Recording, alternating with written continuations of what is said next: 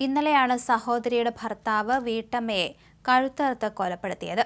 കൊല്ലപ്പെട്ട സിന്ധുവിന്റെ സഹോദരി ഭർത്താവ് കണ്ണൻ എത്തിയത് ആയുധവുമായെന്ന് പോലീസ് അറിയിച്ചു. പ്രതിക്ക് വിസ തട്ടിപ്പുമായി ബന്ധപ്പെട്ട് വൻ സാമ്പത്തിക ബാധ്യതയുണ്ടായിരുന്നു. ഇതിന് പരിഹാരമായിട്ടാണ് കൊലപാതകം നടത്തിയത്.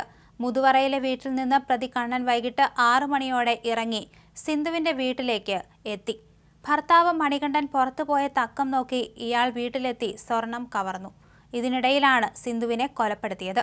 അടുക്കളയിൽ പണിയെടുത്തിരുന്ന സിന്ധുവിനെ മൂർച്ചേറിയ ആയുധം ഉപയോഗിച്ച് കഴുത്തിന് വെട്ടി.